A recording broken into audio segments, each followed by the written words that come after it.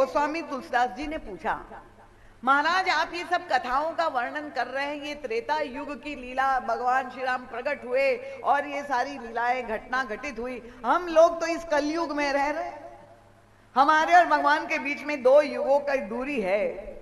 हमारे जीवन की अपने निज दुख सुख है, अपनी समस्याएं, तनाव और अशांति है। कि त्रेता युग की कथा सुनकर के हमें क्या लाभ है? भाई हमारे जीवन की समस्या का हमें समाधान चाहिए, हम क्यों कथा सुने?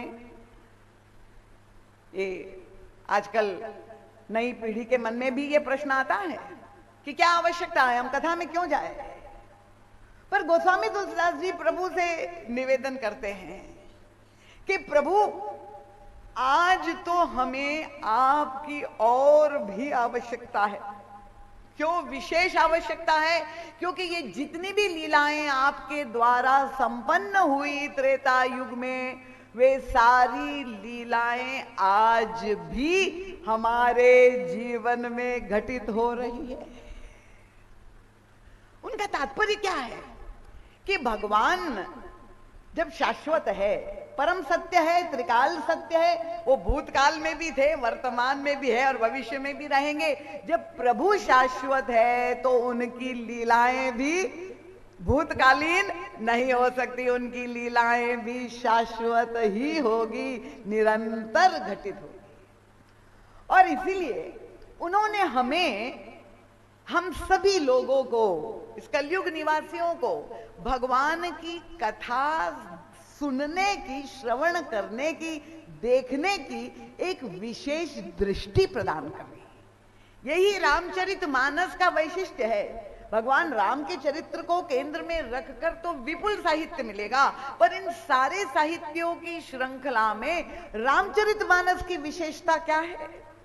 गोस्वामी तुलसीदास जी चाहते यही है कि हम लोग जब भगवान की कथाएं, लीलाओं का श्रवण करें तो केवल उसे भूतकाल की, त्रेता युग की एक कहानी, एक घटना के रूप में, एक इतिहास के रूप में कदापि श्रवण, वो भी सुनने से आपको लाभ होगा।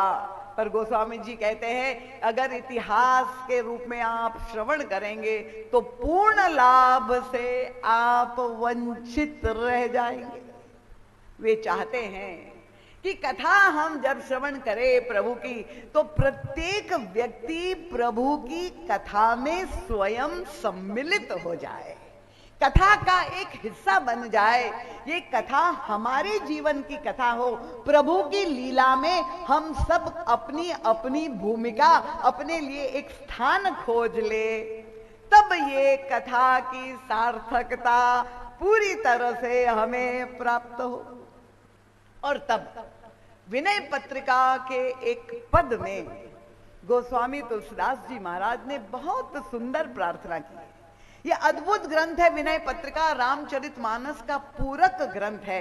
परम पूज्य महाराज श्री का जो विपुल साहित्य है वो आया हुआ है, उसमें रामचरितमानस और विनय पत्रिका की तुलनात्मक विवेचना नाम का एक ग्रंथ महाराज श्री ने लिखा है। बहुत ही विलक्षण इस साहित्य का भी आप लाभ ले।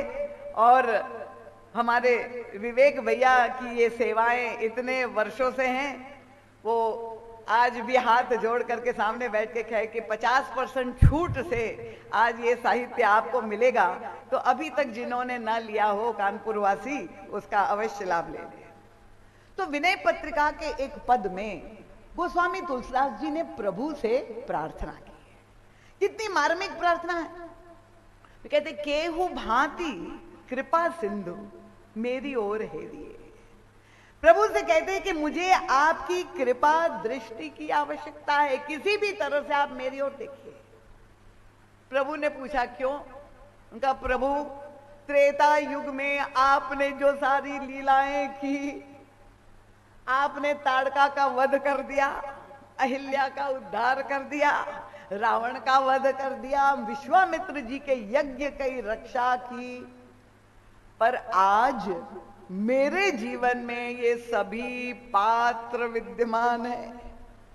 तो हम कैसे विश्वास करें कि वो त्रेता युग की घटना सही है? जब तक हमारे जीवन की ताड़का का वध ना हो जाए, हमारे अंतःकरण की अहिल्या का उद्धार ना हो जाए, हमारे अंतर हृदय का रावण मर न जाए, तब तक हम विश्वास नहीं करेंगे कि आपकी लीलाएं सही है। इसलिए प्रभु आपकी हमें और भी आज आवश्यकता है, वे अनुरोध कर रहे हैं। और तब गोस्वामी तुलसीदास जी ने जिन 4 घटनाओं का इस पद में वर्णन किया है, हमारे राम बालक जी से मैं अनुरोध करूंगी कि कल जरूर ये पद विनय पत्रिका, क्योंकि आप लोग सभी सुधी साधक है, विनय पत्रिका का ये बड़ा भावपूर्ण पद है। इसमें विश्वामित्र जी के यज्ञ का उल्लेख आता है। इस पद में सुग्रीव और बाली प्रसंग की ओर भी इंगित करते हैं, रावण वध की भी चर्चा करते हैं, और ये अहिल्या उद्धार के प्रसंग की ओर भी संकेत करते हैं। श्री राम किंकर